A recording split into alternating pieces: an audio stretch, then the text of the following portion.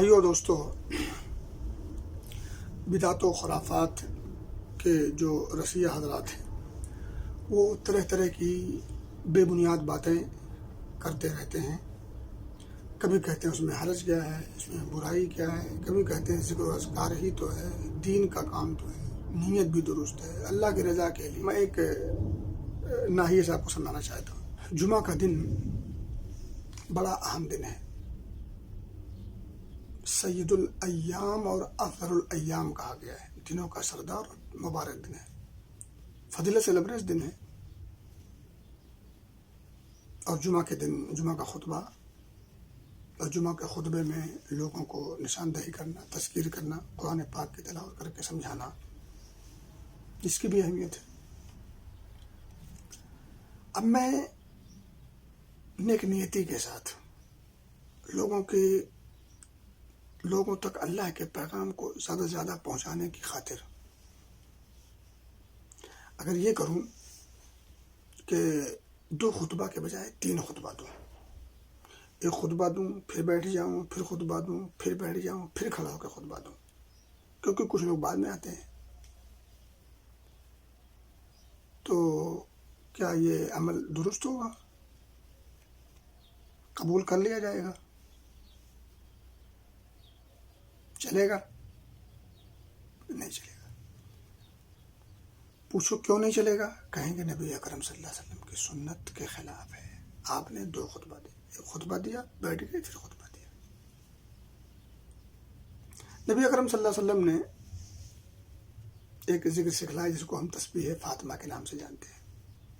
اس میں آپ نے کہا 33 مرتبہ سبحان اللہ، 33 مرتبہ الحمدللہ، 33 مرتبہ 34 مرتبہ اللہ اکبر، دیگر مختلف سیغے ہیں، لیکن جہاں آپ نے یہ سکھایا ہے، میں اسی حدیث کو سامنے رکھتے ہوئے میں سوچوں کہ یار 33 تو کم ہے، چلو 133 کر لیتا ہوں۔ اس حدیث میں جو فائدہ بیان کیا گیا ہے، جو اجر اور ثواب بتایا گیا ہے، جو نیکی بتائی گئی ہے، اس کو سامنے رکھتے ہوئے میں کہوں کہ 33 کم ہے، 35 کر لیتے ہیں۔ جس نے 35 مرتبہ یہ، 35 مرتبہ وہ اور 36 مرتبہ وہ کہا، چلے گا؟ آپ کہو گے نہیں، نبی اکرم صلی اللہ علیہ وسلم نے 33 کہا ہے، آپ 2 بڑھا رہے ہو۔ اللہ کے بندے، جو میں بڑھا رہا ہوں وہ میں ذکر بڑھا رہا ہوں، میں نے کوئی گالی نہیں ایڈ کیا اس کے اندر، اور گھٹایا تو نہیں، بڑھایا ہے۔ آپ نے 33 کہا، میں 35 بار کہہ رہا ہوں، کیا حرج ہے؟ آپ کہو گے نہیں، اس موقع پر، اس خصوصیت کے ساتھ، اس فائدے کے لیے 33 مرتبہ ہی سکھلایا گیا ہے، 33 مرتبہ ہی کہا جائے گا، 33 مرتبہ ہی بیان کیا جائے گا۔ میرے بھائی دوستو، بقرہ عید کے دن قربانی ہوتی ہے۔ قربانی عید کی نماز پڑھنے کے بعد ہوتی ہے، اور وہاں خطبہ بھی ہوتا ہے اور نماز بھی ہوتی ہے۔ نماز پہلے ہوتی ہے، خطبہ بعد میں ہوتا ہے۔ خطبہ بعد میں ہوتا ہے، لوگ بھاگنے لگتے ہیں۔ تو اب لوگوں کو روکنے کے لیے اگر میں یہ ترتیب اپناؤں کہ خطبہ پہلے کر دوں، نماز بعد میں کر لیں گے، نماز کے بعد پھر تو قربانی ہو جائے گی، چلے گا؟ نہیں چلے گا۔ پوچھو کیوں؟ کہیں گے نبی نے خطبہ بعد میں دیا ہے، نماز پہلے پڑھی ہے، آپ نے خطبہ پہلے کر دیا، نماز بعد میں کر دی، الٹ دیا آپ نے نبی کے فرمان کو، نہیں چلے گا۔ آگے چلیں۔ میں اگر کہوں کہ قربانی عید کی نماز وغیرہ کے بعد کی جاتی ہے، پہلے کر لیں تاکہ غریبوں فقیروں میں گوشت، کچا گوشت یا پکا گوشت سب سے پہلے میں پیش کر سکوں،